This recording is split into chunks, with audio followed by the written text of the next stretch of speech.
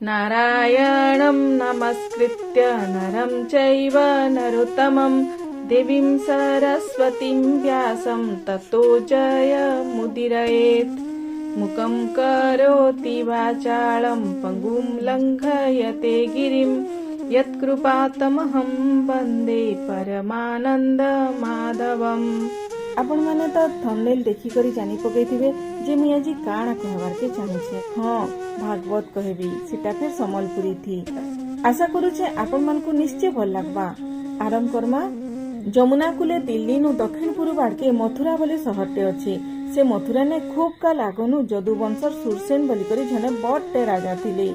हेथि लगी से देश के सुरसेन देश बोली कहूथिले। केते दिन पछके भोज वंशर राजा उग्रसेन ई देशर राजा हेले। तांकर कंस बोली करी उटे पोटे थिला। उग्रसेन कर भाई देवक तांकर झी देवकी से बड़ा सुंदरीटे थिले। उग्रसेन बड़ा प्रतापी राजा थिले। गोपुर गौड़ राजा नंद आ जदुवंशर अलगा राजा माने तांकर अधीन थिले। ई अधीन राजा मानकर भितरे वृष्टा सूरवंशर वसुदेव कर संगे देवकी कर बिहा हेला। उग्रसेन आ कंस देवकी के बड़ा भल पाउथिले। बिहाघरटा बड़ा जाकजमक थी हेला।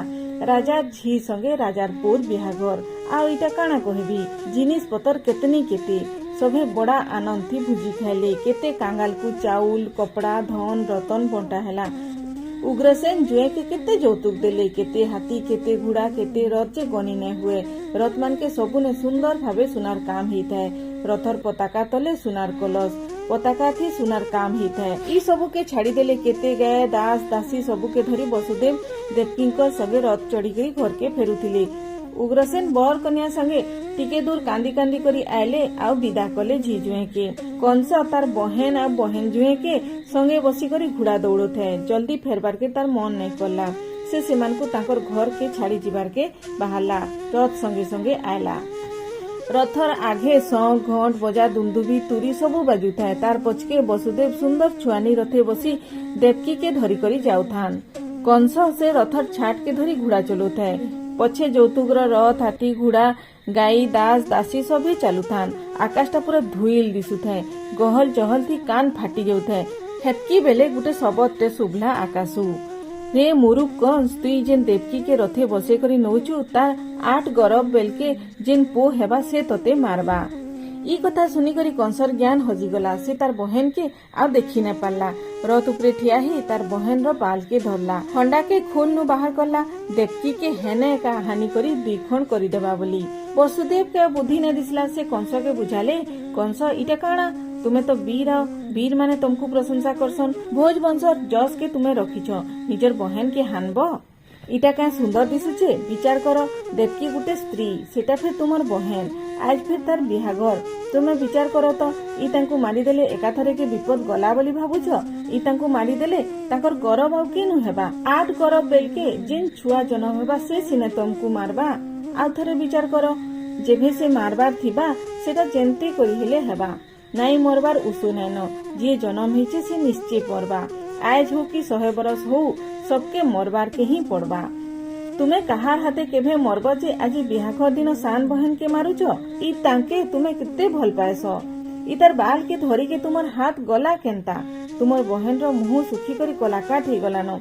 ईटा देखी करी तुमके नाई बाधबार। इटा के हानबार के तुमर हाथ जाउछि जे तुम्हें परे वीर एंता झने के मारब केंता। तुमर लायगर काम इटा नुहे से कंस। कंस बड़ा कठोर। से वसुदेव कर कथा थी नाई भूतिला। फेर हानि के गला। वसुदेव विकल हेले। वसुदेव विचार करी करी कहले अच्छा देवकीर पो हेले कंस के मारबा। मुई देवकीर पो मान को तुमको देई देबी हेले केंता हेबा। पछे जहा भाग्य थिबा सेटा हेबा। ई विपदटा तो आगो जाऊ। ई कथा विचार करी मन के ठीक करी हसी हसी वसुदेव कहले अच्छा भाई कंस आकाश नु जेनटा शुभला सेठी देवकी निजे तुमको नहीं मारन। देवकी कर पो मारबा सिने हेले मुई कहूछे देवकी कर जेतकी पो हेबे मुई समकु जन्म हेला के तुमको देई देबी।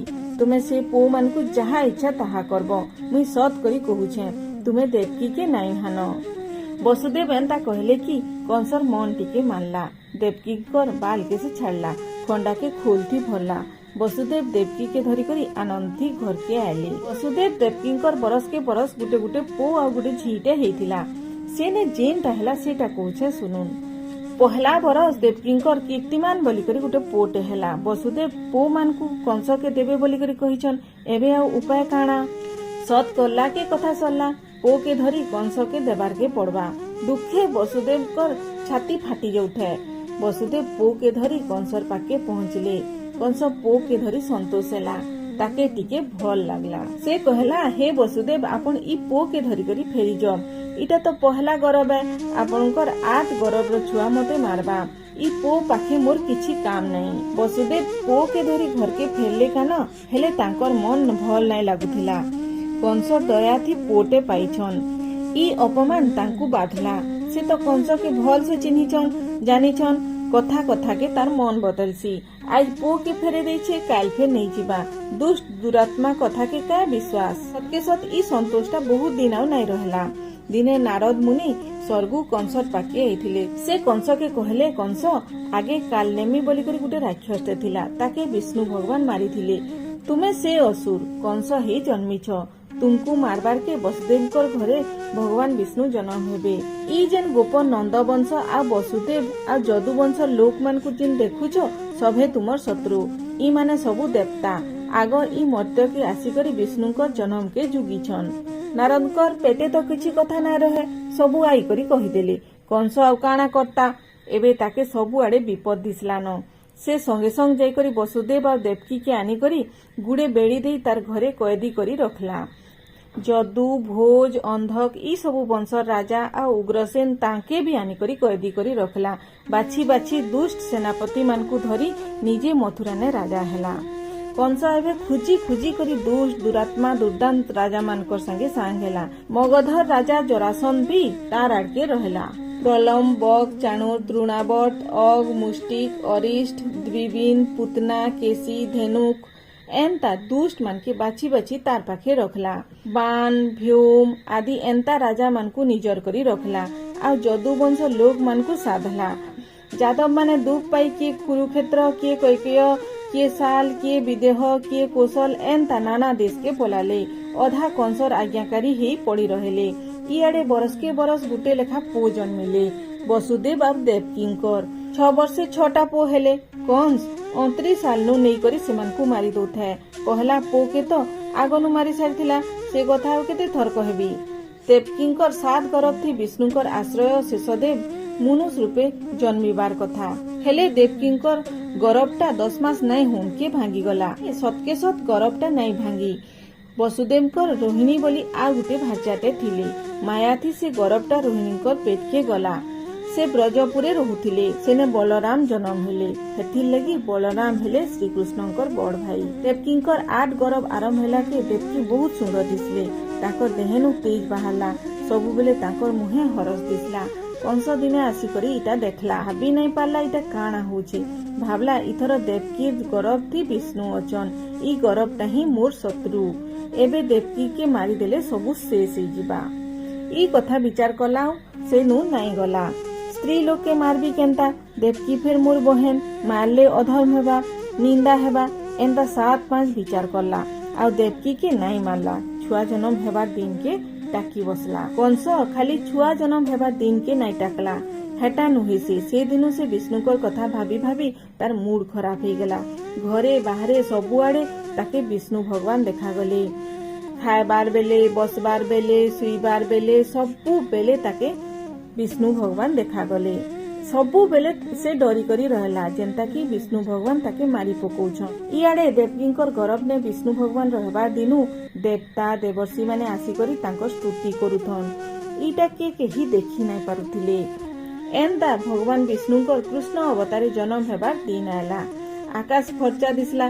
तारा माने उकिया दिसले। पवन थी बासना थिला। समकु आनंद लागला। दुष्ट लोक मानकर मन शांत हैला। नदी पर्वत गज पतर पशु पक्षी मनुष्य नहीं पृथ्वी हसला लेके दिसला। अधा राति निशा गरजुछे। धीरे धीरे मेघ आसी करी वर्षा आरंभ हैला। चारिआडे घोर अंधार पवन आ वर्षार धारा छुटला। हेतकी बेले कैदी घर भितरे भगवान विष्णु बाल रूप थी देवकींकर गरबनु बाहरी तांकर कुले देखा देले। वसुदेवकर गुड़े बेड़ी पड़ीछे। कैदी घरर बाटे लुहार शिकला भी पड़ीछे। दुआरी माने बाहरे जम लेखे ठिया हिचन। देवकी वसुदेव देखले छुआ जन्म हेला के अंधार कैदी घटा पूरा उकिया दिसीगला। सेमाने छुआ के भल भावे देखि पारले। तांकु लागला छुआ चारटा हाथे शंख चक्र गदा पद्म पिंधिछे, तार मुड़े मुकुट, हाथे कंकण आ बेके पदक अछि। एबे भगवान विष्णु जन्म हेले श्रीकृष्णकर अवतार नहीं करी आके काना हेला आमे आर थर के सुनाबी। मोर संगे सभे कहून ओम नमो भगवते वासुदेवाय।